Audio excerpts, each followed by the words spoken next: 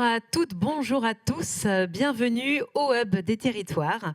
Je suis Pavlina Novotny, chef de projet au Hub des Territoires. Alors aujourd'hui, on parle de stratégie d'aménagement urbain résilient. Les effets du changement climatique interrogent fortement notre manière d'aménager le territoire. Quelles solutions d'aménagement peuvent être mises en place? À quelles échelles? Quels coûts? Dans quelle temporalité? Donc, c'est toutes ces questions-là auxquelles nos différents intervenants vont répondre pendant 1h30. Juste, je vous dis quelques petits mots donc, sur le Hub des Territoires, le lieu qui vous accueille aujourd'hui avec grand plaisir. Donc, c'est un lieu unique qui est pensé pour partager et pour accompagner des projets des territoires. Au sein du Hub, on met en contact des collectivités territoriales, des entreprises, des startups, des bailleurs sociaux, des associations, tout type d'acteurs, autour d'événements, autour d'ateliers. Concrètement, donc, on y fait quoi? Eh bien, on organise des temps d'échange, des rencontres, des débats, pour que chacun puisse exprimer ses idées, exprimer ses solutions, ses besoins, et les faire résonner avec d'autres acteurs qui partagent les mêmes problématiques. L'objectif, donc, c'est de développer des projets et de faciliter le passage à l'action sur les territoires. N'hésitez pas à vous inscrire à notre newsletter sur laquelle vous pouvez suivre toute notre programmation. Vous pourrez également accéder au replay de tous nos événements publics, dont celui-là, qui sera mis en ligne d'ici quelques jours. Et je laisse tout de suite la parole à Isabelle Bonneau-Join, directrice de l'économie mixte locale à la Banque des Territoires, qui va introduire cet événement. Merci beaucoup Pavlina, c'est un vrai plaisir de vous retrouver aujourd'hui, d'autant qu'on fête les 1 an du réseau territoire d'économie mixte innovant et résilient qu'on a lancé en septembre l'année dernière avec la Fédération des EPL pour valoriser le savoir-faire des entreprises publiques locales dans les territoires au service de l'adaptation au changement climatique et de l'innovation. Donc c'est vraiment un plaisir tout particulier de fêter cet anniversaire avec vous. Vous êtes près d'une centaine inscrits.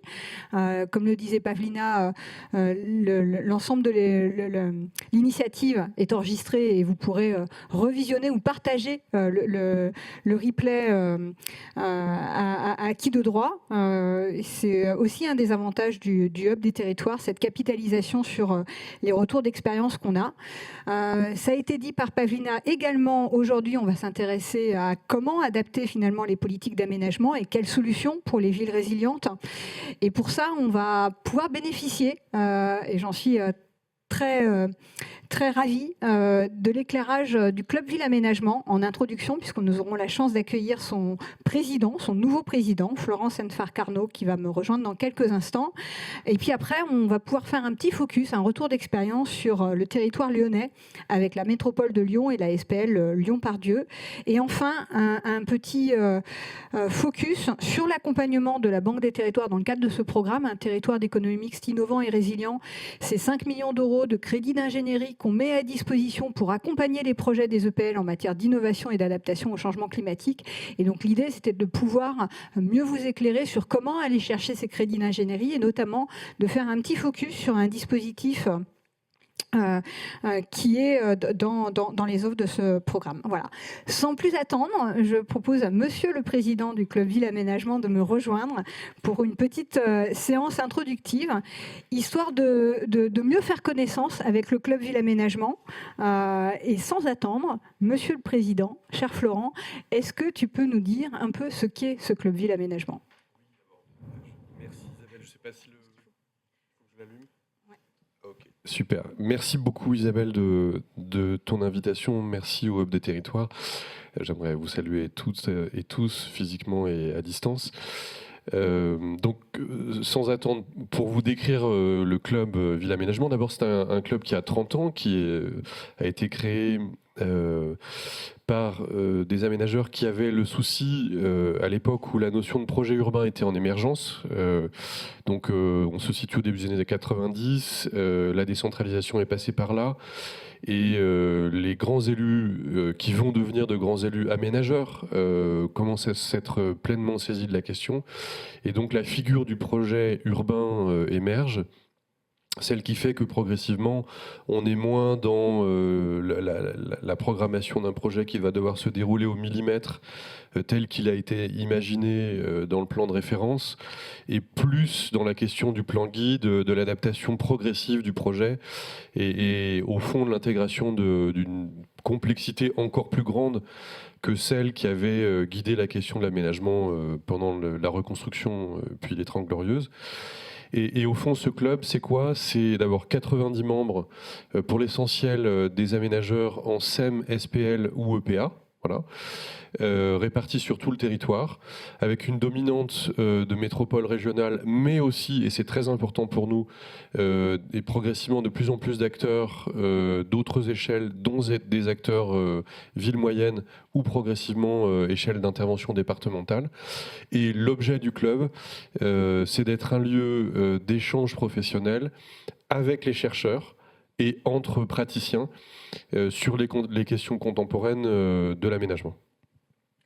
Merci beaucoup pour cette rapide présentation. Je peux aussi témoigner, puisque la Banque des Territoires est partenaire du Club Ville Aménagement, et c'est extrêmement enrichissant. Enfin, c'est un vrai lieu de débat, un lieu où l'aménagement n'étant pas une science exacte, on peut nourrir collectivement nos réflexions et avancer.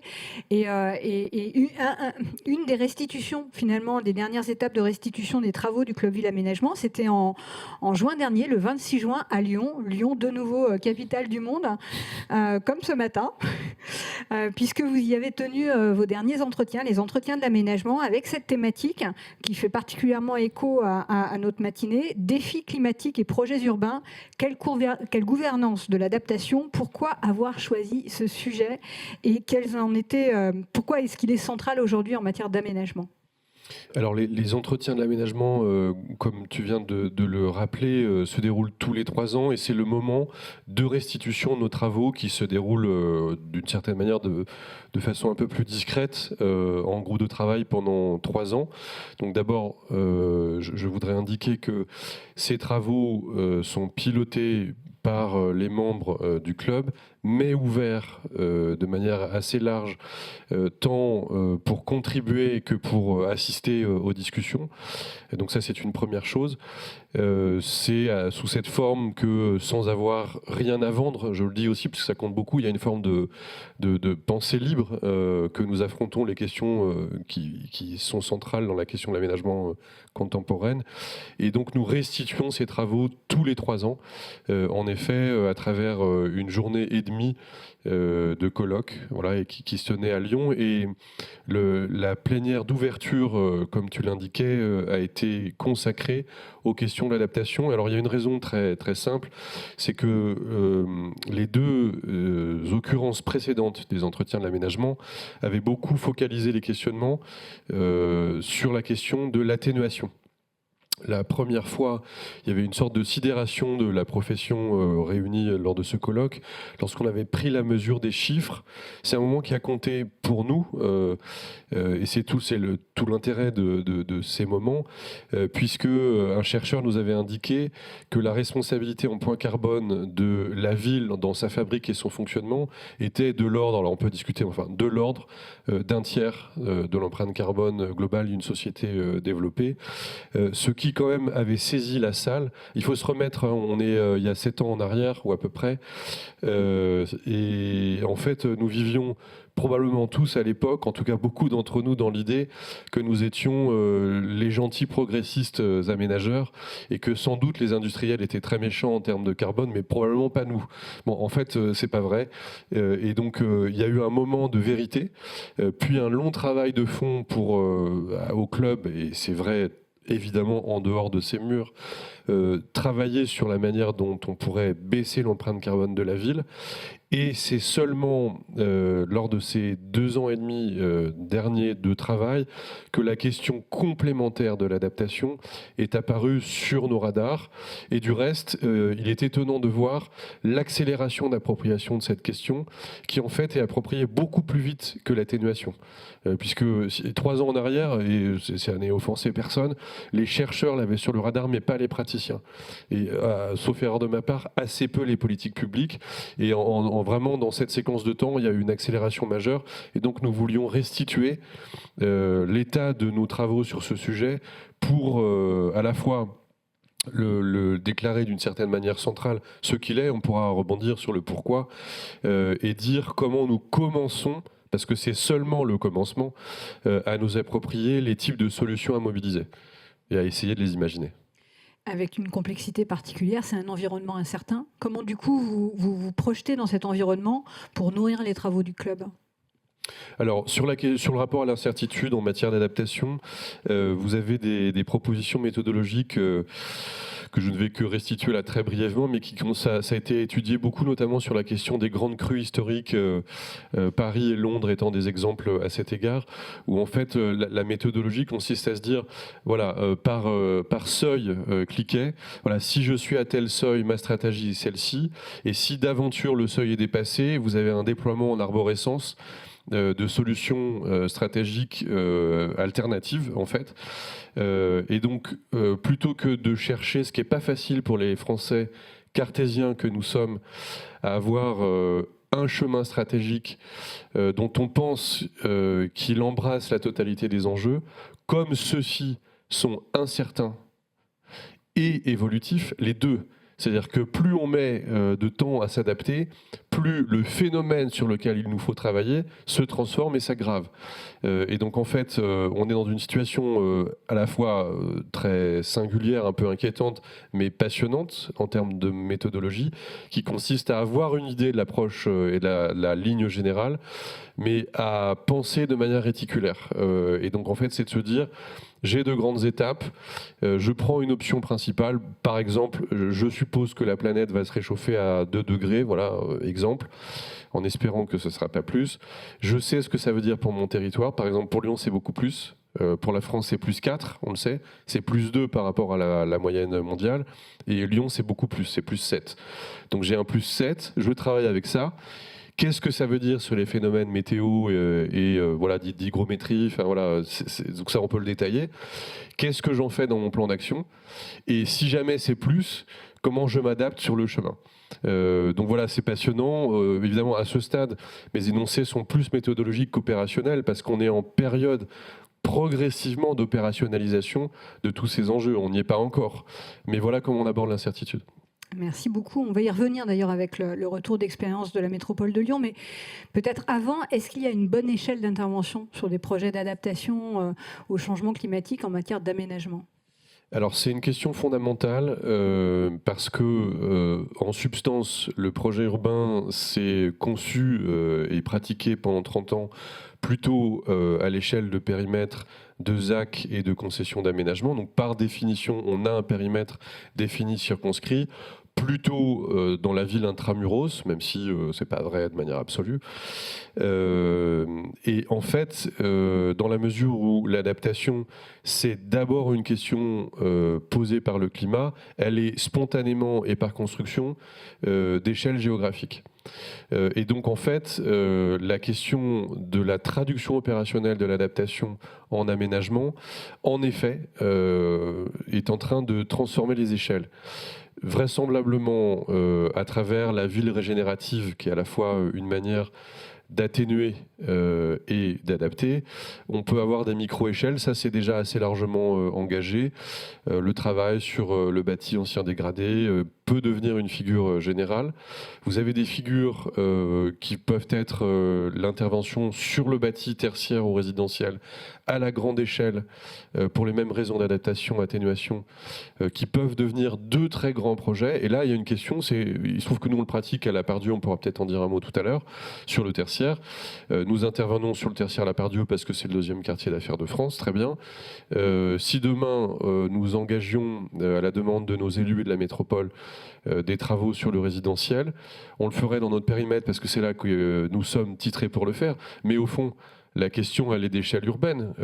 Est-ce que demain, les métropoles, les villes, avec leurs aménageurs ou en régie, enfin, je serais presque tenté de dire, c'est une question secondaire, est-ce qu'elles ne choisissent pas de faire naître de grandes opérations de régénération en prenant des morceaux de ville entiers qu'on répartit en responsabilité et capacité.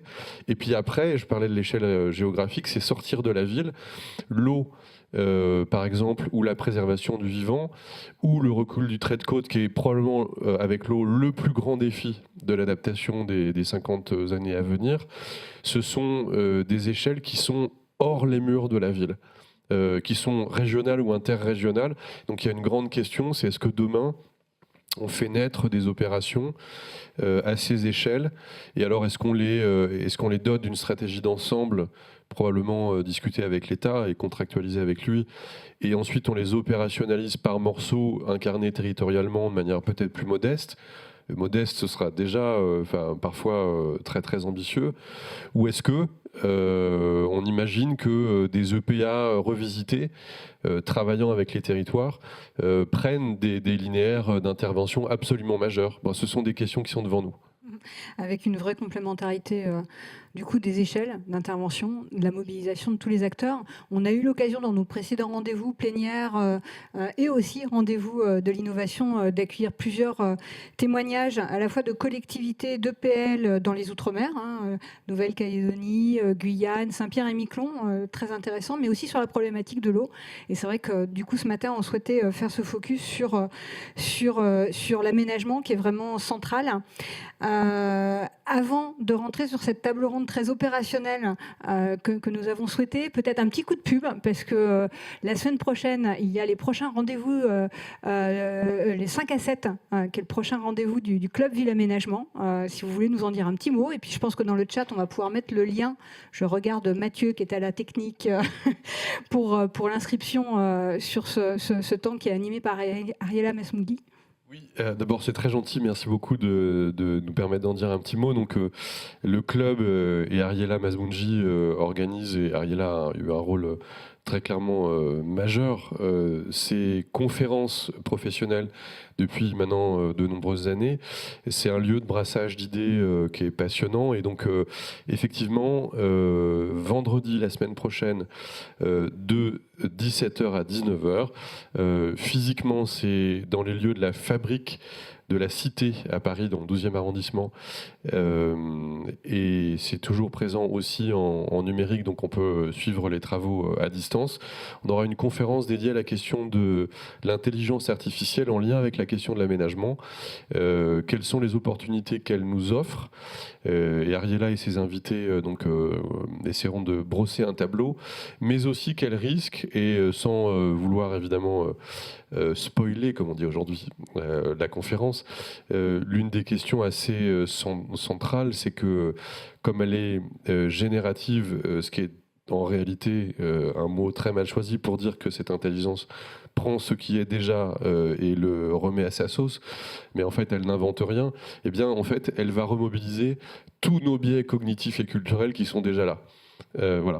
Notamment des biais genrés, et donc l'intelligence artificielle est particulièrement malotrue. Voilà.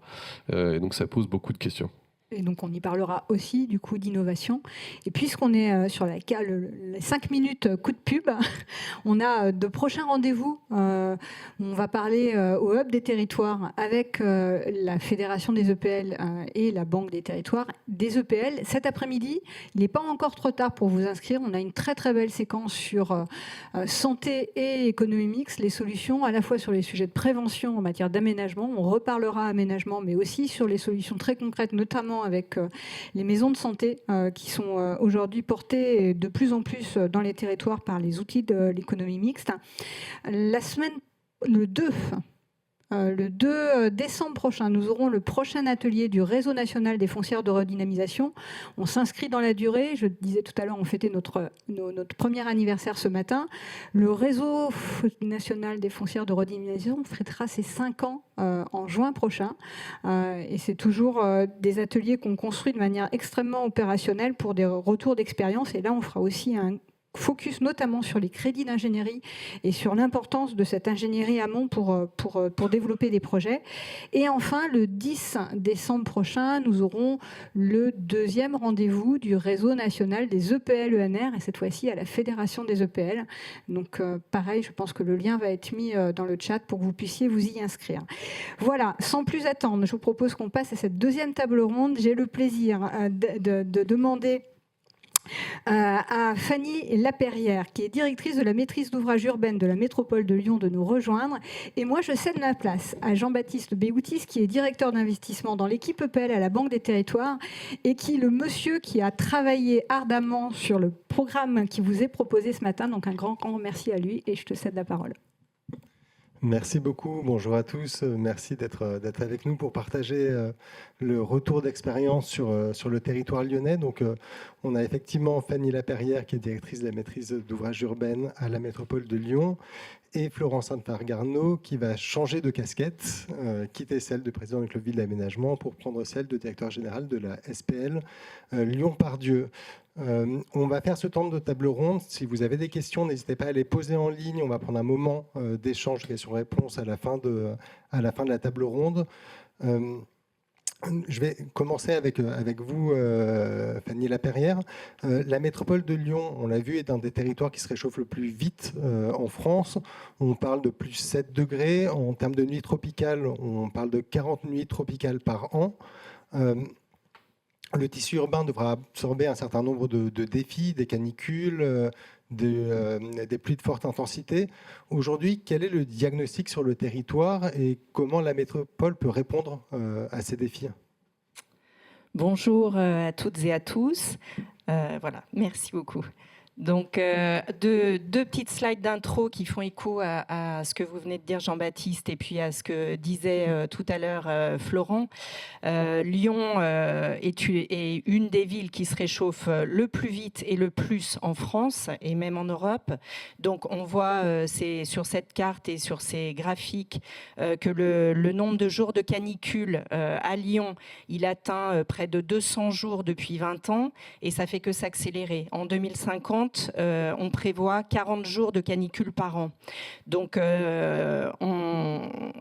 et on peut aussi, sur le nom, on parlait des degrés, donc des articles, il y en a eu plusieurs dans Le Monde, là c'est un article local dans le Progrès, plus 3 degrés en 20 ans.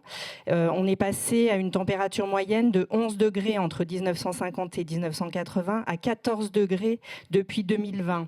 Et on va prendre encore 2 ou 3 degrés d'ici 2050. Et le nombre de jours supérieur à 30 degrés, il est passé sur la même période de 15 à 45.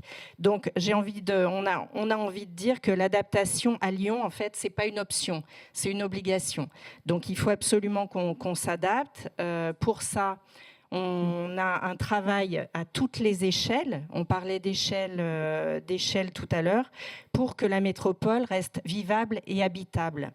Donc les différentes échelles, c'est d'abord les échelles à laquelle la métropole et le SCOT sont compétents. Donc une échelle territoriale large.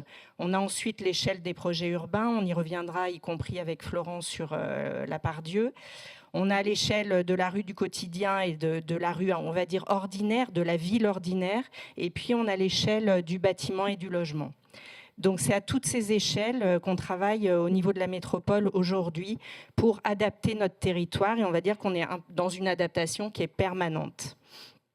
À l'échelle territoriale métropolitaine, donc le SCOT était en révision depuis 2021. Donc, il y a eu un gros travail de réaliser depuis 2021 sur le sujet, et notamment sur la qualité des sols et la manière dont on préserve les sols les plus riches et les plus adaptés à la végétalisation. Et on a eu aussi 2 modifications du PLUH depuis 2020, avec des objectifs qui vont tous dans le sens de l'adaptation à la transition écologique et au changement climatique, qui vont dans le sens de la décarbonation de la construction, on y reviendra aussi, de la limitation de l'artificialisation des sols, et puis d'autres sujets sur le logement abordable au niveau de cette métropole et le maintien d'activités économiques diversifiées. Donc, dans le SCOT et dans ces modifications, on a un gros travail de rétrozonage, 130 hectares rétrozonés, qui intègre cette question de la qualité des sols, une augmentation du coefficient de pleine terre dans les opérations immobilières, l'intensification de l'urbanisation autour des grandes lignes de transport, et puis la mise en place d'un bonus de constructibilité pour les opérations exemplaires. Il y a eu aussi, dans cette période, en 2021, engagé un travail de prospective territoriale sur un secteur stratégique de l'Est lyonnais. L'Est lyonnais, comme vous pouvez le voir sur la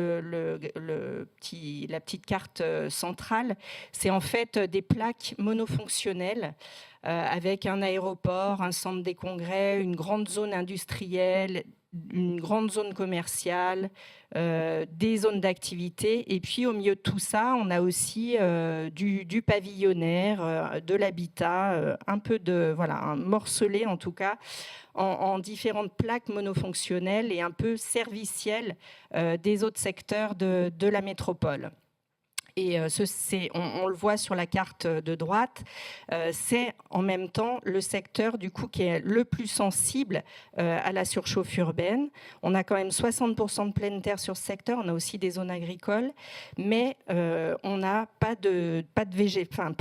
d'arbres, pas de trames forestières qui permettent d'atténuer ce réchauffement climatique. Donc c'est une zone qui est très exposée au réchauffement. L'indice de canopée, il est de 14%, donc par rapport à une moyenne sur la métropole de 25%. Et ça, malgré 60% de pleine terre sur le secteur. Donc c'est aussi un secteur à fort potentiel. C'est aussi un secteur où on a une nappe phréatique importante et qui est réserve finalement de la métropole. Donc un secteur tout à fait stratégique demain pour préserver cette nappe phréatique et favoriser son maintien qui dessert toute la métropole. Donc il y a eu une consultation d'urbanisme pour faire un travail sur cette prospective territoriale. Qu'est-ce que ce territoire en 2050 ? Donc il y a 3 équipes qui ont été retenues et on a eu notamment une hypothèse qui a été travaillée, que je veux vous présenter très rapidement ici, par De Villers associés, sur une hypothèse d'une infrastructure climatique capable de transformer la géographie urbaine en réactivant le petit cycle de l'eau pour rafraîchir durablement à la fois ce secteur et l'ensemble de la métropole. Donc le projet développé, en tout cas imaginé par De Villers et associés, c'est de doubler, il faut passer de 13 à, beaucoup plus que doubler, à 50% de canopée. Donc, en créant en fait une trame boisée agrobocagère qui puisse irriguer l'ensemble des territoires urbains. Et ce travail-là, il se fait vraiment avec l'idée de construire un réseau qui soit un réseau végétal qui soit maillé et hiérarchisé. Et c'est ça qui est important en fait pour pouvoir rafraîchir le territoire. Donc des axes de canopée principaux avec une haute densité de canopée, une haute valeur écologique, des corridors secondaires et puis des points nodaux qui ont des usages spécifiques et qui vont permettre le bon fonctionnement de cette infrastructure. Donc c'est vraiment changer de regard. On n'est pas sur un schéma de végétalisation, mais bien sur une infrastructure climatique qui va permettre de regarder la nature comme ossature d'un projet métropolitain. Donc avec, alors vous avez, ça déroule dans le temps, il y a bien l'idée de faire ça dans le temps.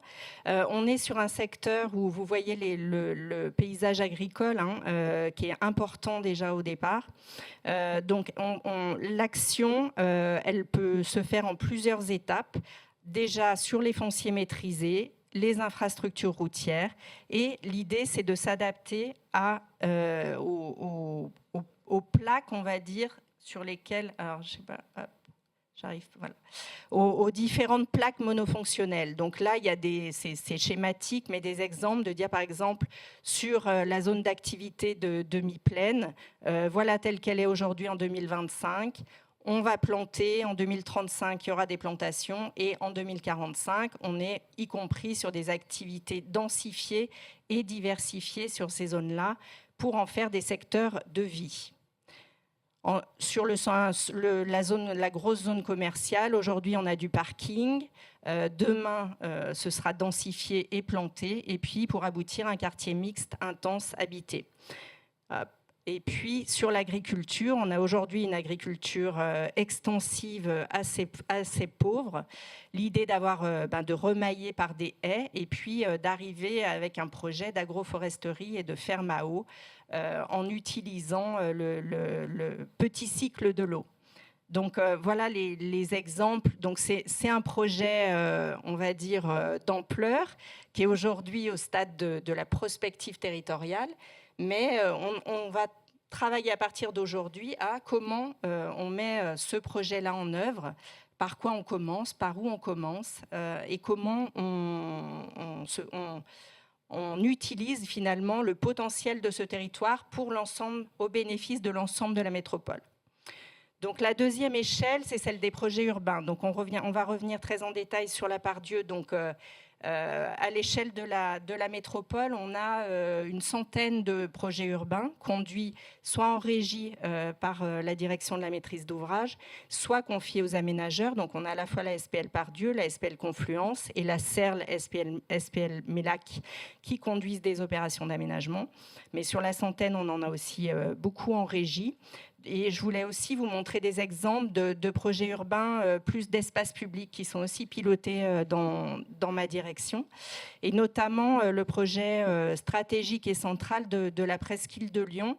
Donc vous avez une carte de la presqu'île de Lyon au centre et avec un projet à la fois sur le cœur de la presqu'île et puis sur la rive droite du Rhône, sur lesquels je vais revenir.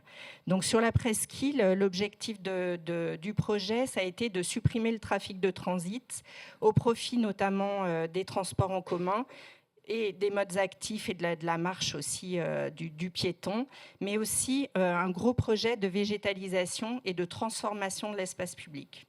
Et sur la rive droite du Rhône, donc sur la presqu'île, le projet est bien engagé avec un certain nombre d'opérations qui sont en cours, réalisées ou en cours. Sur la rive droite du Rhône, c'est un projet sur lequel on a été dans ce mandat sur la conception et qui doit se mettre en œuvre à partir de 2026. Tout est prêt pour démarrer une première tranche dès 2026. Et sur cette partie rive droite du Rhône, aujourd'hui, c'est une autoroute urbaine, c'est 7 voies de voiture qui passent à cet endroit-là et du parking. Et l'idée, c'est de le transformer au profit à la fois du transport en commun, des mobilités, mais aussi, surtout, de redonner le lien au fleuve et de la place aux piétons et à la végétalisation. Sur la presqu'île, l'objectif, c'est 33 000 m² d'espace végétalisé. Donc, en fait, on a fait un gros travail sur l'ensemble des rues de ce cœur de ville pour voir partout où on pouvait végétaliser, enlever des places de stationnement, il y a eu beaucoup de stationnements enlevés, et végétaliser ce cœur de ville. Il y a une zone à trafic limité qui a été mise en place, donc il y a eu une quinzaine de zones piétonnisées en plus de ce qu'il y avait déjà avant. Donc un gros travail, je vous montre quelques images de végétalisation, sachant qu'on est en site très contraint, à la fois du fait des réseaux, mais aussi du secteur ABF, et un gros travail aussi qui a été fait avec les pompiers, parce qu'on a un sujet d'accès aux façades des bâtiments. Donc la végétalisation, elle est vraiment pas simple. Donc il y a eu un gros travail là-dessus. Donc quelques images de ces projets à la fois de piétonisation et de végétalisation, avec tout un travail aussi d'urbanisme transitoire qu'on voit notamment sur la rue de la République, à la fois de mobilier, d'ombrage et d'usage pour favoriser de nouveaux usages sur cet espace public. Sur la rive droite, donc un linéaire de près de 3 km qui a été travaillé avec l'agence base qui a été retenue au terme d'un dialogue compétitif. Et donc un projet, je vous le disais, une voie, un site très routier jusqu'à 7 voies de voiture et des places de stationnement au milieu entre des allées de platanes qui sont classées. Donc un objectif de densifier les plantations d'arbres et la végétalisation de ce quai, de désimperméabiliser, plus de 27 000 m² désimperméalisés, de planter des arbres, plus de 1200 arbres à planter, et de la végétalisation. Le deuxième axe de ce projet, c'est les transports. Donc plus 75% de surface allouée aux piétons. La surface des cycles, elle est triplée avec la création d'une voie lyonnaise en centralité à la place du stationnement entre les allées de platanes. Vous le voyez sur le petit schéma en haut. Un site propre bus sur pratiquement tout le linéaire avec une petite coupure au milieu pour élargir la promenade des quais qui est créée sur les quais. Et du coup, on réduit la place de la voiture à 3-4 voies sur l'ensemble du linéaire. Donc, quelques images aussi d'aménagement des quais bas. Donc, retrouver un lien au fleuve. On supprime des trémies pour recréer et redonner de l'espace aux piétons. Encore, voilà, quelques images. Alors ensuite, je vous ai mis d'autres exemples, pas de ZAC, mais plutôt des projets urbains, notamment deux PUP importants qu'on a conduits depuis 2021. Sur Nexens, donc Nexens, c'est un quartier, une friche industrielle qui se situe dans le 7e arrondissement de Lyon. Vous voyez la photo avec une partie déjà démolie sur la droite et avec un projet du coup de création à la fois de environ 50 000 mètres de surface de plancher, un quartier mixte avec à la fois du logement, de l'activité productive dans des halles qui sont conservées et réhabilitées et puis de l'activité aussi, un peu d'activité tertiaire, mais surtout du logement. Et on profite chaque fois de ces projets pour créer des parcs. Donc là, sur un site qui fait 4 hectares, un foncier qui fait 4 hectares, on crée un parc de 1,5 hectare. Et dans le cadre du projet urbain partenarial, on arrive à faire financer une partie de ce parc par le promoteur qui réalise l'opération d'aménagement. Un deuxième pub important, c'est à Villeurbanne, un pub qui est bien engagé. Donc, on avait une friche Renault que vous voyez aussi sur la petite photo de droite. Donc, un site qui était complètement imperméabilisé et construit. Et on crée un parc habité sur cette friche avec le passage du tramway T6 au centre du quartier. Donc, on va dire que tout projet urbain en centralité est l'occasion et est utilisé pour arriver à végétaliser et en tout cas à adapter nos quartiers au changement climatique. L'échelle de la rue du quotidien ou de la rue ordinaire. Donc là, on a eu aussi un gros travail qui a été fait sur l'ensemble des espaces publics, notamment de Lyon et Villeurbanne, mais aussi au-delà. Mais on va dire que sur les secteurs les plus denses, avec des projets du coup d'apaisement des mobilités, de plantation et de végétalisation et de désimperméabilisation et déconnexion des réseaux. Donc, un travail important qui a été conduit et j'ai pris un petit exemple qui est tout près du quartier, qui est dans le secteur de la Pardieu et qui est hors du périmètre de la SPL. C'est le quartier de Danton, donc, où on a travaillé en fait l'idée de super blocs à l'échelle d'un quartier.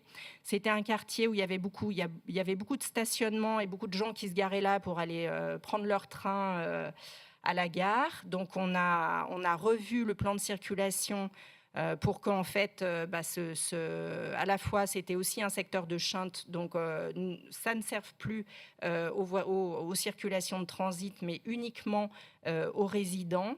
On a supprimé un grand nombre de places de stationnement pour faire place à de la végétalisation partout où c'était possible, et là, sans toucher au réseau. Donc ça a été un gros travail assez fin de dire on est aussi sur de l'aménagement agile, et on va planter partout où c'est possible, avec les différentes strates nécessaires à maintenir aussi de la biodiversité et du cheminement naturel. Donc c'est un quartier qui maintenant a été complètement transformé, donc, et qui est assez intéressant. Pardon.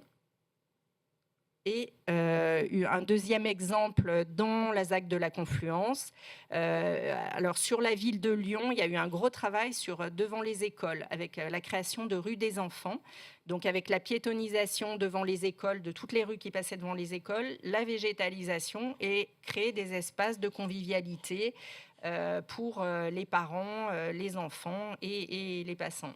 Donc ça a été un gros travail, et il y a eu un exemple dans la ZAC Confluence qui est très intéressant aussi, et où on crée à la fois du coup de la sécurité, de la convivialité et de la végétalisation aussi, pour que les gens puissent se poser là et notamment bénéficier d'ombrage et de qualité d'usage. Enfin, la dernière échelle, c'est l'échelle du bâtiment et du logement, où on a conduit un gros travail aussi durant ce mandat avec nos aménageurs et nous-mêmes sur le bâtiment, avec un référentiel habitat durable pour les opérations immobilières dans les opérations maîtrisées, qui va un peu plus loin que la RE 2020 sur le réemploi, sur l'usage des matériaux biosourcés et sur le confort d'usage. Et puis, on a aussi créé des plateformes des acteurs du BTP au sein desquelles on organise à la fois des rencontres sur toute la chaîne, en fait, maîtrise d'ouvrage, maîtrise d'œuvre, entreprise, pour accompagner la transition écologique et réduire l'empreinte carbone de la construction et des travaux publics. Donc ça a été aussi, j'ai mis des exemples, il y a eu un travail qui a été fait sur les filières de matériaux bio et géosourcés en Rhône-Alpes, et puis des cycles de webinaires pour partager tout ça. Donc ça, c'est un peu quels outils on se donne pour adapter nos territoires. Un des enjeux de demain sur le logement, mais peut-être on pourra en toucher un mot sur la Pardieu, c'est le rafraîchissement des logements. Et c'est vraiment là-dessus qu'on est, en tout cas au niveau technique, attendu. Il y a eu un gros travail aussi sur les réseaux de chaleur urbains et le raccordement au réseau de chaleur urbain. Et maintenant, on parle surtout de réseaux de froid et de rafraîchissement. Voilà. Merci beaucoup. Alors, j'ai vu qu'il y avait des questions en ligne. Je vous propose d'enchaîner avec la deuxième table ronde, parce qu'on est la deuxième intervention, parce qu'on n'est pas en avance, et on va prendre les questions à la fin de cette table ronde. Donc, Florence Sainte-Fargue-Arnaud, l'ASPEL Lyon-Pardieu a été créé en 2014 pour intervenir sur la Pardieu. La Pardieu, c'est plus de 150 hectares d'un milieu qui est urbain, dense, occupé, dynamique. Comment on intervient dans un site aussi complexe pour l'adapter, justement? Alors, je vais vous montrer un plan déjà pour situer de quoi on parle. Donc, voilà ce que vous indiquiez.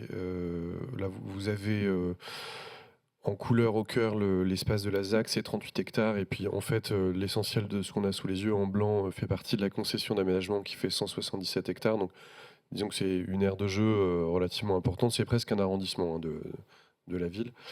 On est à cheval sur le 3e et le 6e. Alors comment on fait?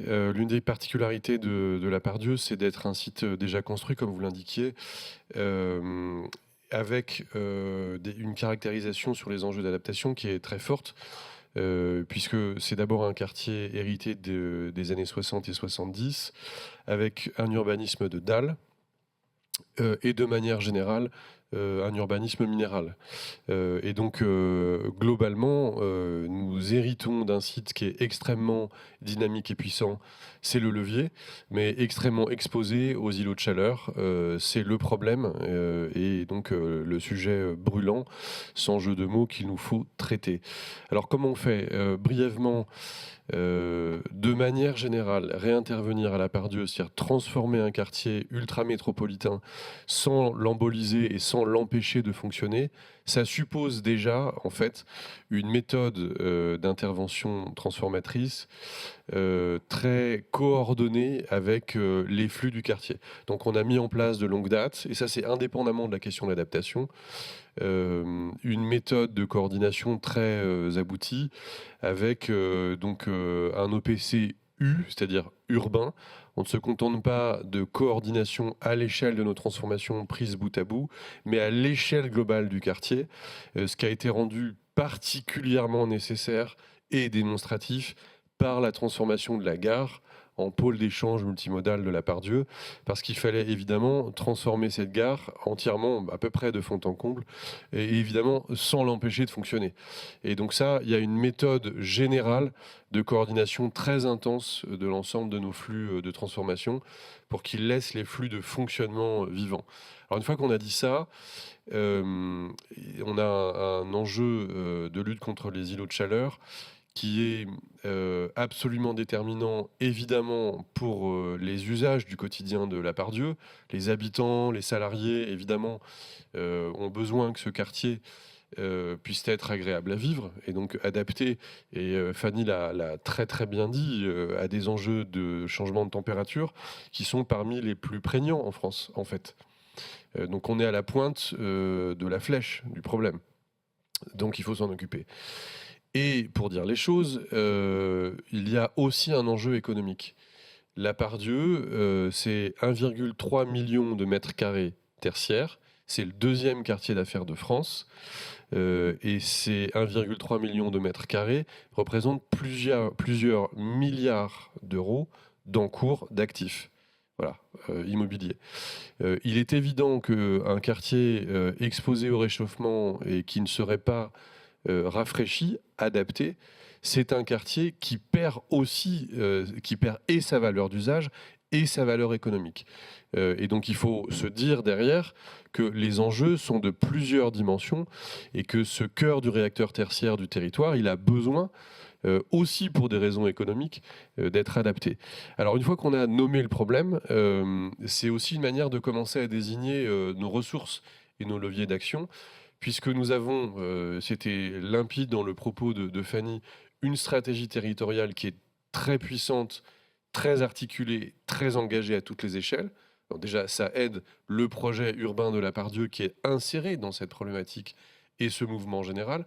Et deuxièmement, on a une alliance objective des usagers, de la politique publique et des détenteurs d'actifs, des acteurs économiques. Donc à la Part-Dieu, on fait de l'écologie urbaine et à cette occasion, on est en alliance totale avec les acteurs de l'économie. On fait de l'écologie et de l'économie en même temps. Alors la figure principale que je vous propose d'évoquer avec vous ce matin, c'est celle de la renaturation de la Part-Dieu. On pourra dire un petit mot, et selon vos attentes, hein, Jean-Baptiste, sur la question de l'immobilier, mais pour ne pas saturer et gérer le temps, on a pris un angle. Du coup, sur la question de l'espace public, on a plusieurs figures d'intervention, c'est là, hop, possibles.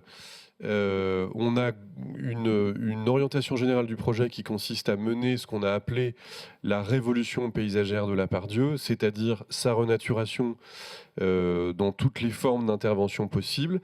Vous avez là le plan guide de cette révolution paysagère, première étape, on espère qu'il y en aura d'autres, avec le bois de la Part-Dieu, qui est la pièce emblématique qui est juste dans l'axe de la gare, avec un hectare qui sera très largement boisé et dont on va livrer la première phase dans 3 semaines, qui gère des flux très intenses, 300 000 passages par jour, piétons par jour, et qui va être très largement renaturé. On aura la place Gérard Collomb, qu'on appelait autrefois la place du Lac, qui existe aujourd'hui seulement dans sa moitié sud du plan guide que vous avez sous les yeux, et qu'il s'agit de doubler. Et puis la place des Martyrs de la Résistance, qui est juste derrière la métropole, la promenade Garibaldi, et puis en bas à droite de notre plan, vous devinez le parc Mandela avec ses 4 hectares qu'on a très largement paysagé. Alors il y a plusieurs figures, puisqu'on voulait un peu conceptualiser et permettre une appréhension plus rapide de ces différentes interventions. Vous avez des figures de reconquête foncière, vous avez des figures de transformation d'usage et des figures de renaturation en site contraint. Donc brièvement, ça permet du coup d'aller assez vite à travers le concept. Reconquête foncière, le parc Mandela, vous l'avez en bas, vous l'avez à gauche. C'est historiquement en fait un parc autour du fort Montluc, qui était un ancien dispositif de défense militaire de la ville. Et puis tout un tissu construit au nord de ce site et à l'ouest, que progressivement, par remembrement foncier, le territoire a pu conquérir d'abord à l'échelle foncière, puis pour un grand projet de renaturation. Donc celui-ci est livré, il a été livré dans le mandat, et donc vous avez un projet de plantation et reprise du patrimoine végétal des terres déjà perméables du site. C'est ce qui vous est indiqué à droite, plutôt dans le sud du projet, et une extension qui est une vraie reconquête sur la ville imperméable de 1,7 hectare. Donc ça a été opéré pour la transformation dans le mandat, après un long travail de remembrement foncier. Et donc voilà à quoi ressemble aujourd'hui le parc. Je ne développe pas, c'est tout à fait en ligne avec ce qu'a dit Fanny. Perméabilité, canopée, diversité des essences, luxuriance, générosité des espaces végétaux, pour augmenter les effets d'évapotranspiration, et à cette occasion, évidemment aussi les usages et le plaisir de ville. Donc vous avez là des photographies qui montrent l'appropriation. Sur cette reconquête foncière, vous avez une autre figure qui est très différente. C'est pas une reconquête sur la ville imperméable, mais globalement, en fait, simplement en ancienne friche, micro-friche industrielle. C'est l'extension de la place Gérard Collomb, parce que vous voyez dans l'image de gauche la place existante, elle est juste en face de la métropole, qui est le bâtiment qu'on aperçoit tout à fait au bas de l'image. Et sur la plat en vert que vous avez, ce qui existe aujourd'hui, c'est la cité administrative historique de la Part-Dieu. Donc c'est un immeuble tertiaire de 60 000 m², c'est considérable.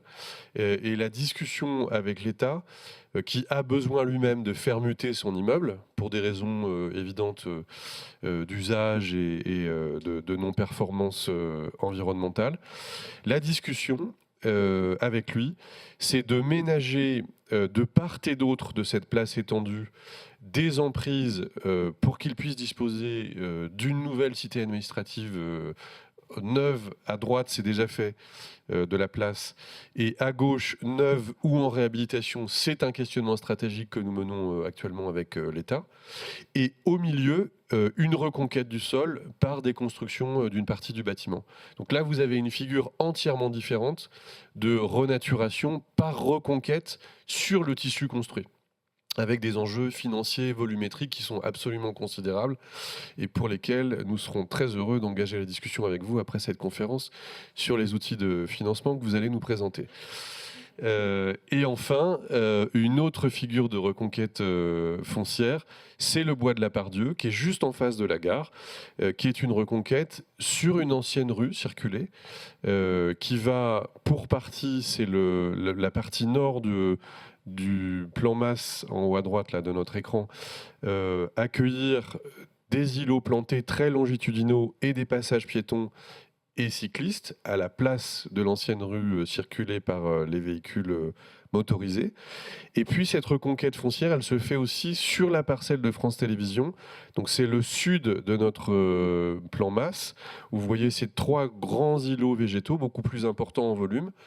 Et l'idée, c'est de discuter avec France Télévisions pour que, à travers la mutation de leur immeuble qui se trouve sur cette parcelle, encore plus au sud, sur la partie grisée, nous puissions les aider à construire un nouvel immeuble, valoriser leur parcelle à travers les volumes translucides que vous voyez en bas à gauche, ce qui finance leur projet, et opérer un échange foncier pour la deuxième moitié foncière du bois de la Pardieu.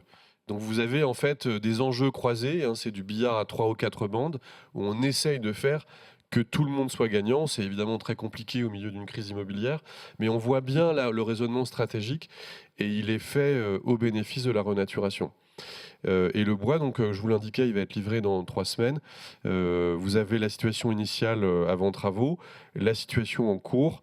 Donc en fait, les sols sont prêts et la plantation commence en fin de semaine, pendant une séquence de 3 à 4 semaines à peu près, pour une prise d'usage juste avant Noël. Voilà pour la première figure. La deuxième est très classique. En cela, elle est parfaitement universelle. C'est la transformation d'usage.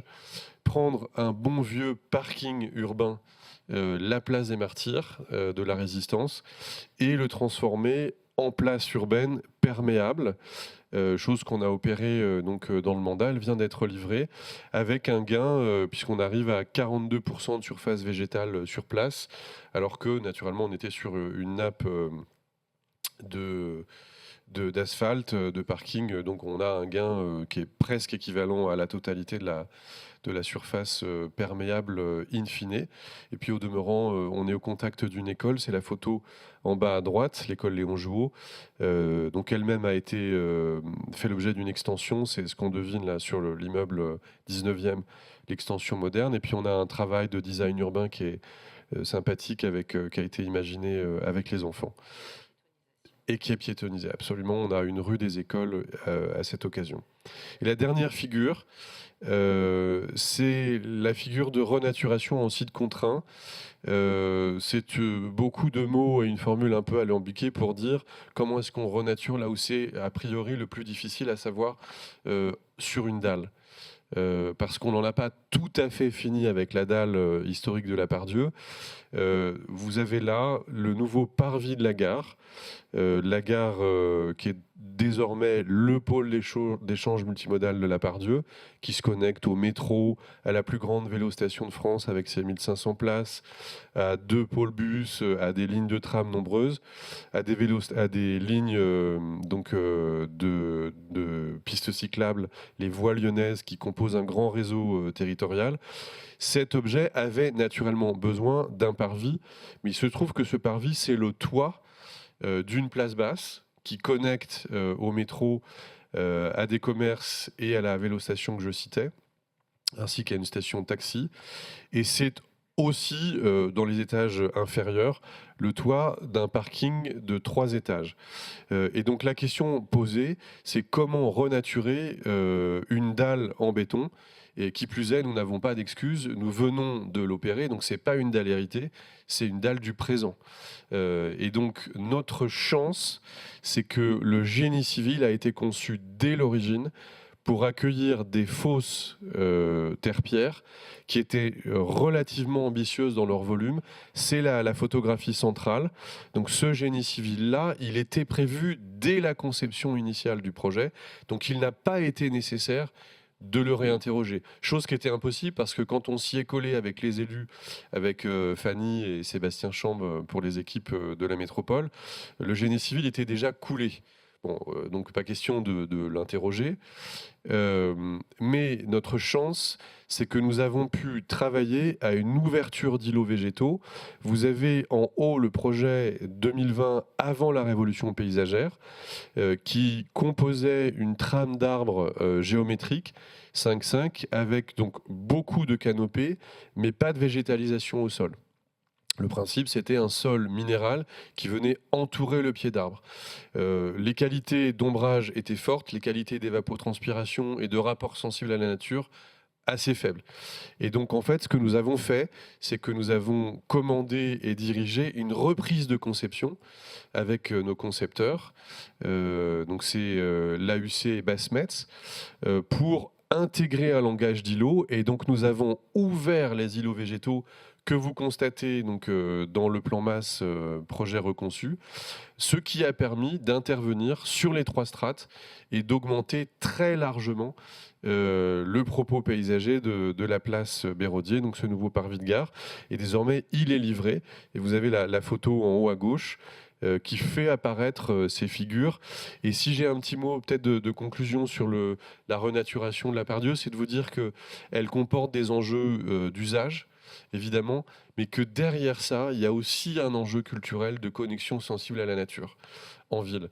Nous sommes des animaux sociaux, et on serait tenté de dire, depuis les transformations voilà, de ces 200 dernières années de nos sociétés humaines, nous sommes des animaux urbains.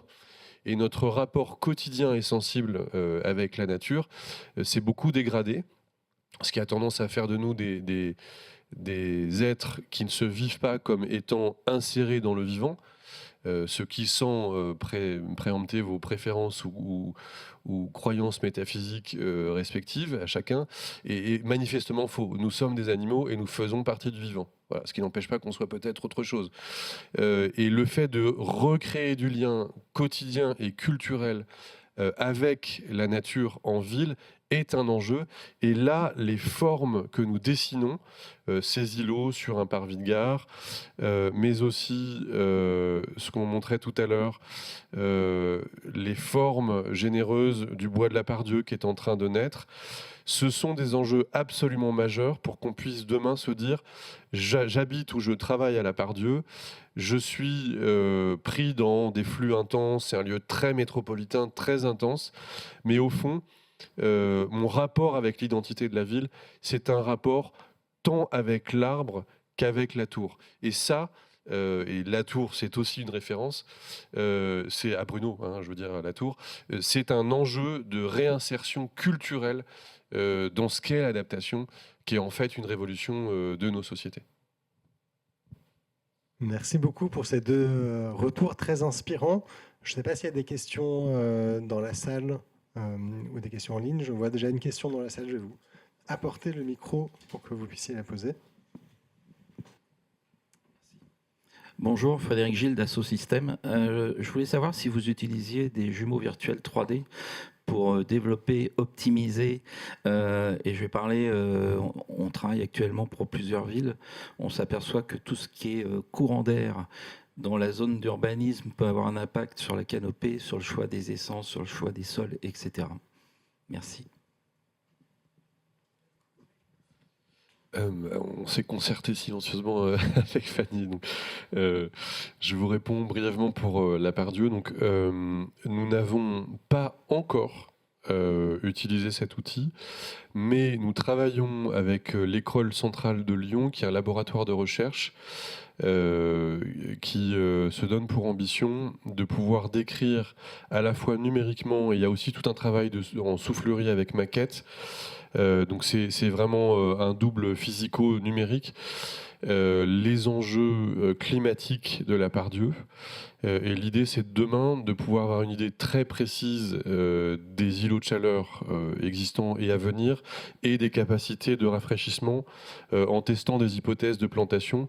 Et donc l'honnêteté, c'est de dire que non, nous n'avons pas encore cet outil, et en même temps que clairement nous en avons besoin, parce qu'on doute peu que le chemin adopté est le bon, mais ce que nous ne savons pas aujourd'hui sur la révolution paysagère, c'est mesurer notre impact positif sur la situation. Et là, on voit bien, donc votre question est absolument déterminante, il va falloir que nous enlevions le bandeau qu'on a tous sur les yeux pour savoir ce qu'on fait et pouvoir adapter en fait le volume et l'intensité de notre action transformatrice. On va peut-être prendre une question en ligne, s'il y en a. Oui, une question en ligne sur la transformation des espaces publics en secteur contraint. On a vu ceux de la presqu'île. La question, c'est est-ce qu'il est prévu que d'autres secteurs contraints, tels que celui de la Croix-Rousse, en bénéficient également ? Alors, oui, il est prévu. Alors, sur la Croix-Rousse, il y a un projet sur le boulevard de la Croix-Rousse, en effet. Donc, il y a bien, on a bien des projets sur les espaces publics de la centralité. Et ce que j'ai montré aussi, il y a aussi l'idée de toute la ville avec la rue ordinaire. Donc, on est bien sur cette stratégie-là.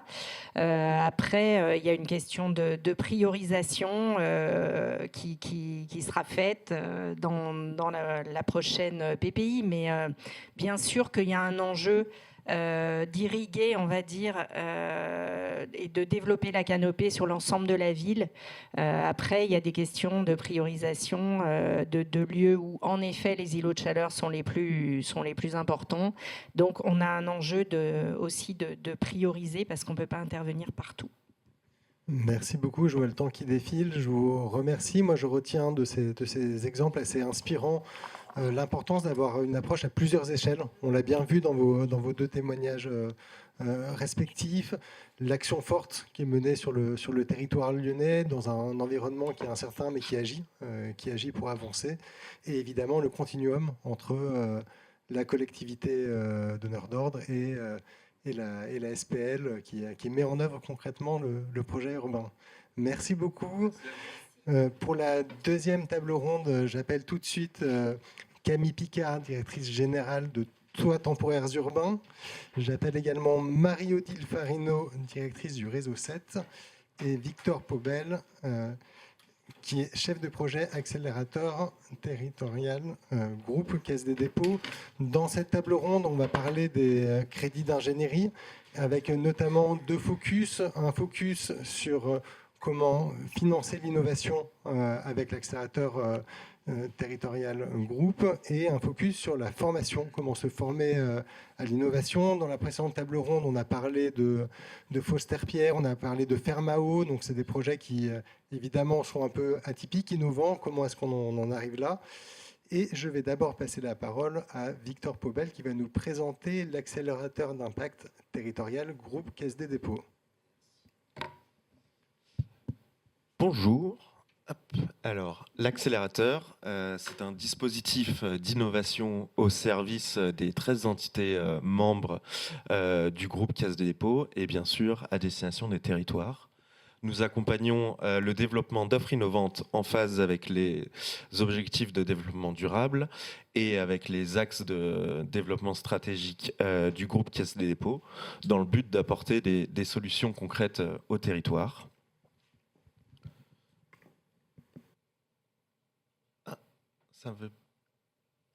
Si, ça marche. Notre accompagnement se divise en 3 grandes actions. Donc l'incubation de nouvelles offres, des filiales et des projets communauté action groupe. Nous accélérons également des participations du groupe Caisse des dépôts dans le cadre de Scale Up Studio. Et enfin, la coopération où nous essayons de maximiser les synergies entre les projets accompagnés et le partage d'expertise. Donc maintenant, vous allez me dire comment on fait pour accompagner tout ça. Ah, je me trompe. Et donc, depuis 2017, nous avons une gamme de services qui s'est enrichie. Donc, bien sûr, nous proposons un accompagnement financier sous forme de subventions, maximum 40%. De toute manière, c'est soumis aux aides d'État. Dans le cadre du processus de sélection, nous proposons également une aide au cadrage avec des experts du groupe Caisse des dépôts. Et ensuite, nous proposons du coaching et un programme d'accompagnement sur le projet. Hop. Et également, j'oublie, une résidence au hub dont Camille a pu bénéficier. Voilà. Et donc, vous voyez quelques projets de l'accélérateur. Depuis 2017, l'accélérateur a accompagné 81 projets pour 8 millions de subventions versées environ et plus de 300 jours de coaching fournis au projet. Et donc, nous avons accompagné Toits temporaires urbains que Camille pourra nous présenter, Et actuellement, nous accompagnons la refonte de la plateforme RSIE de la CET. Voilà, un coaching qui va se clôturer la semaine prochaine. Hop. Et donc maintenant, vous allez me dire, mais comment on intègre l'accélérateur ? Le processus de sélection se découpe en cinq étapes. Et bien sûr, si vous êtes une participation de la banque, un appel participation de la Banque des Territoires, donc vous déposez votre candidature auprès de l'accélérateur en lien avec votre interlocuteur de la Banque des Territoires. Ensuite, vous êtes invité à pitcher votre projet devant l'accélérateur et des experts du groupe Caisse des dépôts. Par la suite, il peut y avoir une petite phase de cadrage du projet et puis ensuite le comité d'engagement devant les responsables d'innovation des 13 entités membres de l'accélérateur.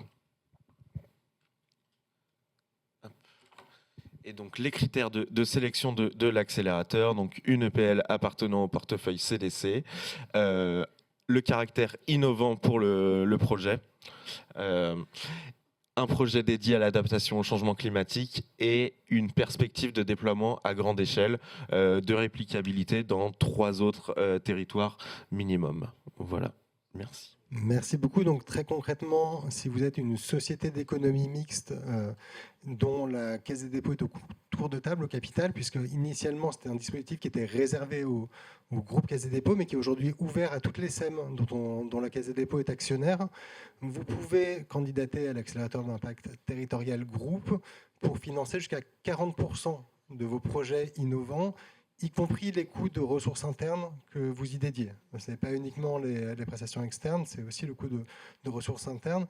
Et on va voir tout de suite un premier retour d'expérience avec toi, temporaire urbain, et je te donne la parole, Camille. Merci beaucoup. Donc effectivement, on a bénéficié du dispositif de l'accélérateur.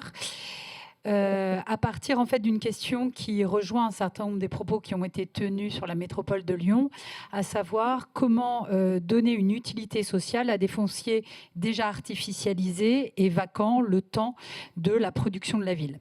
Et donc ça, c'est une réflexion qui a la particularité d'avoir émergé au niveau de la direction régionale Île-de-France de la Banque des Territoires, puisque précédemment j'étais en charge des départements de la Seine-Saint-Denis et du Val d'Oise, en lien très fort avec le département de la Seine-Saint-Denis, mais également avec la SNCF. Donc tout ça pour dire que des projets peuvent aussi émerger en partenariat, et ça, c'est pas un critère d'exclusion. Donc l'accélérateur nous a permis de réaliser les études préalables. Ils sont venus en cofinancement, des études qui nous ont permis de faire à la fois une réflexion sur le modèle économique de ce type d'occupation temporaire des fonciers, mais également de benchmark des solutions techniques. Donc ça a été un point, je dirais, déterminant pour qu'on puisse se faire une idée si l'intuition qu'on avait était fondée et avait des débouchés. Ça nous a également aidé dans la démarche ensuite d'innovation qui s'est structurée par le lancement d'un partenariat d'innovation. Donc il y a eu un marché de partenariat d'innovation lancé par la Banque des Territoires, la SNCF, le département de la Seine-Saint-Denis et ICF Habitat. Dans ce cadre-là, il y a eu un budget d'études déployé par la Banque des Territoires et la SNCF, dans lequel l'accélérateur est venu en contribution sur un objet spécifique qui est ici en photo, qui est le prototype. Donc on a détouré de l'ensemble de notre budget d'études une partie sur laquelle l'accélérateur est venu en soutien financier. Le coaching, on en a bénéficié au moment de la structuration de la société de projet, puisqu'on a à la fois donc développé une solution technique d'un système constructif déplaçable, durable, pour pouvoir édifier des bâtiments en R+2 pour de l'hébergement, du logement ou des locaux d'activité. Mais l'idée, ça a été d'organiser cette offre locative en structurant une société, en l'occurrence donc une société participation de la Banque des Territoires et du groupe SNCF, qui a été créée en 2023 et qui a fait une levée de fonds en 2024.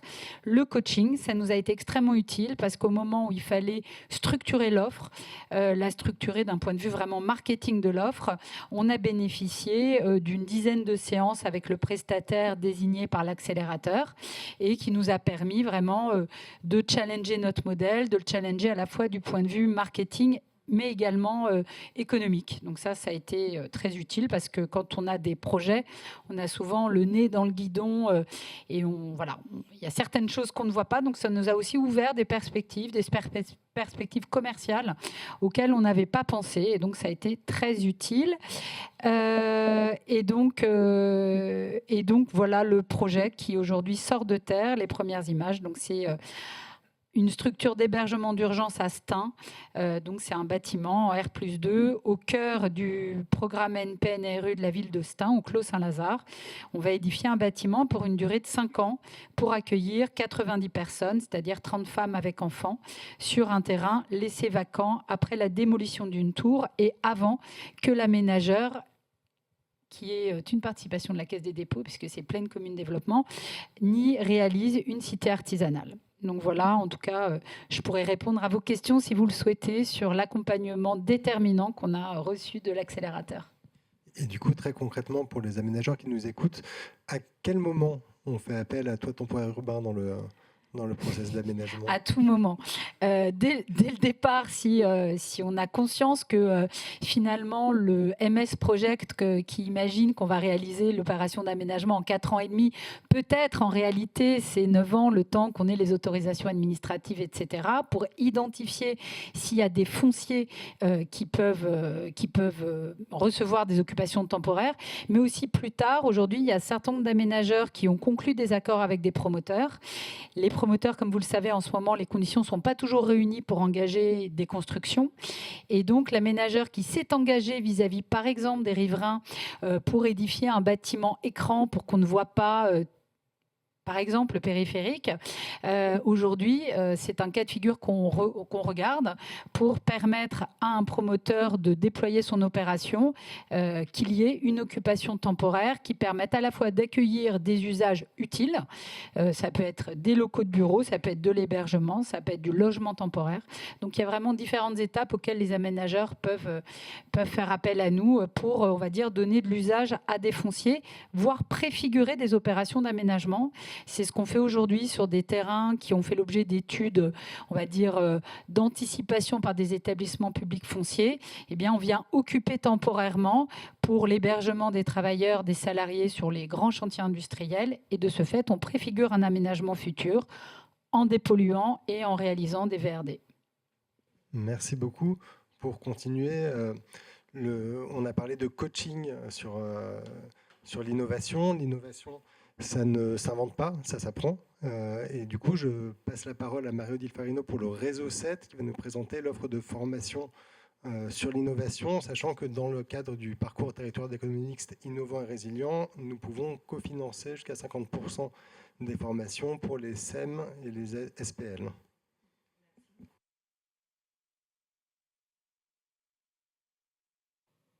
Merci beaucoup. Tout à fait. Au niveau de l'organisme de formation de l'ASSET, on a conçu en 2025 un cycle spécifique pour accompagner les clients, nos clients, et spécifiquement également les EPL et les EPL d'aménagement, mais pas que, sur les questions d'innovation. Donc aussi bien d'un point de vue, je dirais, comment on facilite la démarche d'innovation, les démarches d'innovation en interne au sein des équipes, comment on se l'approprie. Certaines sont déjà bien avancées sur ces sujets-là, d'autres moins. Donc on a souhaité effectivement pouvoir apporter des réponses en matière de formation qui peuvent se tenir soit en inter, ce qu'on appelle donc des formations où effectivement on réunit plusieurs collaborateurs de sociétés différentes, mais aussi en intra. Et ça, je pense que c'est important parce que cette démarche, notamment pour les formations spécifiques sur l'innovation, elles sont aussi pas mal liées à la capacité de travailler collectivement, justement à la mise en place de cette démarche, à se poser des questions ensemble et à construire sa propre feuille de route en matière d'innovation. L'innovation ne va pas nécessairement, je dirais, se traduire de la même manière selon la structure et selon les priorités. Donc on a développé effectivement cette offre de formation avec 2 partenaires. Tout d'abord, une coopérative de conseil qui s'appelle Résilience et également Impulse Partner, que pour le coup, vous connaissez bien aussi au niveau de l'accélérateur, parce qu'on a pu également travailler avec eux et bénéficier de leur coaching nous-mêmes. Voilà, et donc on a été effectivement chercher des organismes vraiment spécifiques dans le domaine de l'innovation. Et puis on a développé un deuxième bloc sur des formations qu'on propose déjà pour un certain nombre. On en a rajouté des nouvelles autour de tout ce qui va toucher à la transition énergétique, écologique. On pourrait rajouter aussi la question de la santé. On aurait pu poser une question tout à l'heure. Effectivement, j'avais très envie sur la santé, mais je sais que c'est une thématique aussi que vous avez et sur laquelle vous travaillez fortement sur la métropole de Lyon. Voilà, donc effectivement, ces formations qu'on a déjà, en tout cas dans notre catalogue, qu'on a renforcées, mais auxquelles on a voulu donner, là aussi, une dimension innovation plus spécifique. Et comme toutes les nouvelles offres, je dirais, on les travaille également. On prend le temps de les travailler avec nos clients en les associant pour trouver et proposer les offres les plus adaptées. Donc en quelques mots, vous aurez tout ça et vous pouvez retrouver toutes les offres de formation dans le catalogue qui vient de sortir, le nouveau catalogue 2026 de formation. Premièrement, donc une formation effectivement sur 2 jours sur le management de l'innovation, lancer, piloter des projets d'innovation en interne. Pourquoi innover? Quels sont les moteurs? Pourquoi on se lance dans l'innovation? Qu'est-ce que ça veut dire entre nous, l'innovation, dans notre société? Est-ce que tout le monde met la même définition autour de l'innovation? C'est quoi la posture? Est-ce qu'il y a des bons dispositifs? Il y a plein de choses qui existent, hein. Il y a des labs, il y a des réseaux d'innovation. On peut travailler en interne, on peut aussi se mettre beaucoup en réseau avec d'autres sur son territoire. Voilà, donc c'est vraiment travailler avec effectivement les managers, les opérationnels en charge d'un projet d'innovation pour les accompagner à structurer la démarche et aussi à la diffuser largement en interne. Ensuite, on a une deuxième formation qui est plutôt sur l'évolution des façons de travailler ensemble, voilà, collectivement. Ça, c'est une journée. L'objectif, c'est effectivement de, si possible, là aussi, partir de la culture de l'organisation, y compris de sa raison d'être, pourquoi pas, de découvrir effectivement ce qu'on appelle la théorie de l'auto-organisation, de s'auto-évaluer. Donc, c'est une journée vraiment dédiée à un collectif pour pouvoir définir ensemble, effectivement, quelle va être pour l'organisation, pour la société, sa culture organisationnelle, managériale qui va conduire à l'innovation. Troisième formation qui est proposée là sur 2 jours, qui s'adresse plutôt à des sociétés qui ont déjà un projet ou un prototype.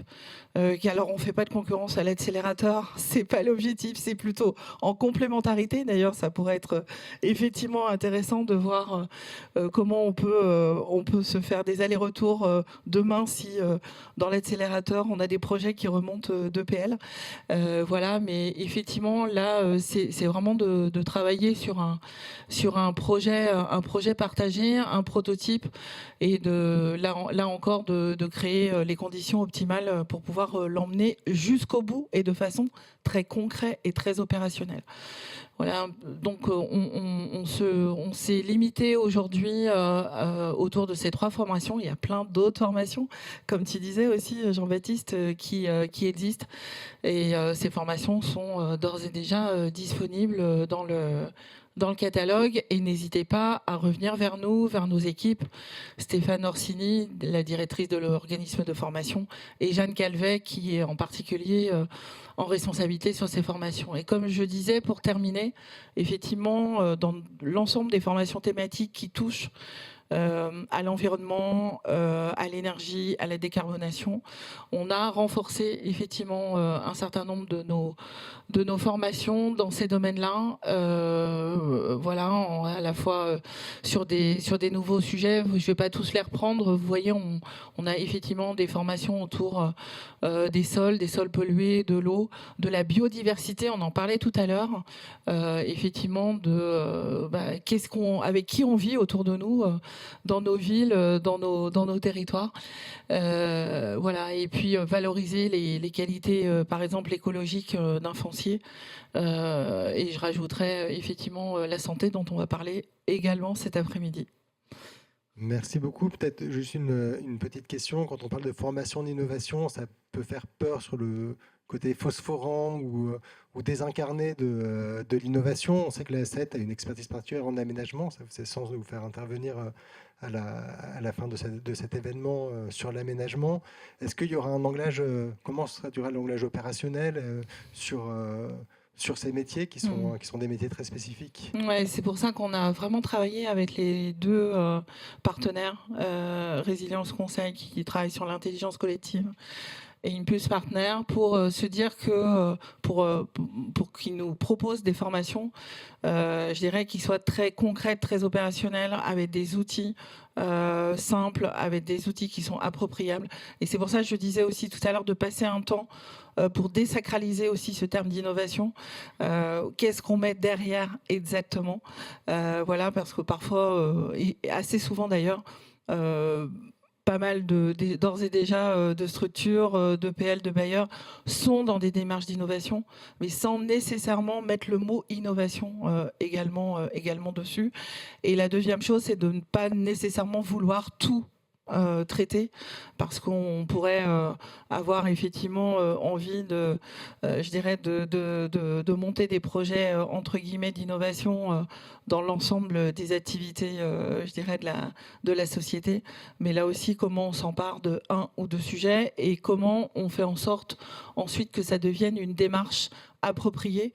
On a des référents innovation dans un certain nombre de sociétés qui aujourd'hui se sont organisées avec alors soit je dis pas et toute organisation a ses avantages et ses inconvénients.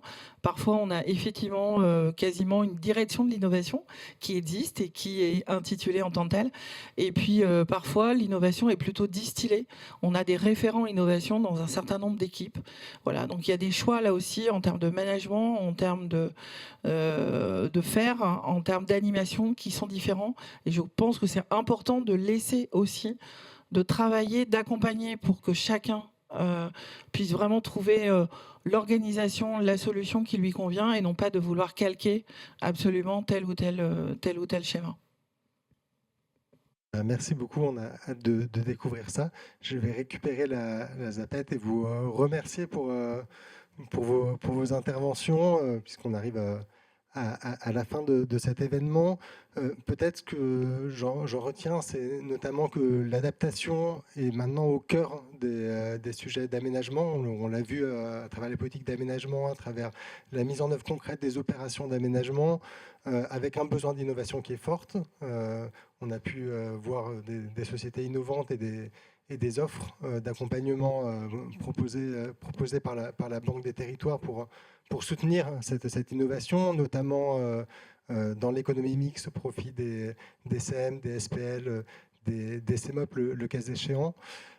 Je voudrais juste vous donner quelques rendez-vous en conclusion de cet événement. Cet après-midi, on l'a déjà dit, mais il y a une séquence dédiée à l'économie mixte et à la santé de 14h30 à 16h30. Ça se passe toujours ici au Hub et en ligne pour ceux qui nous suivent à distance.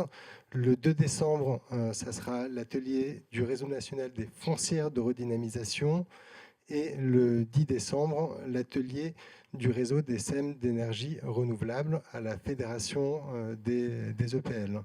Voilà, il ne me reste plus qu'à vous remercier à tous pour cette participation, remercier tous les intervenants, surtout qui ont fait le déplacement depuis Lyon pour être avec nous aujourd'hui, et vous souhaiter une agréable journée et vous donner rendez-vous à cet après-midi pour l'événement sur la santé. Merci à tous.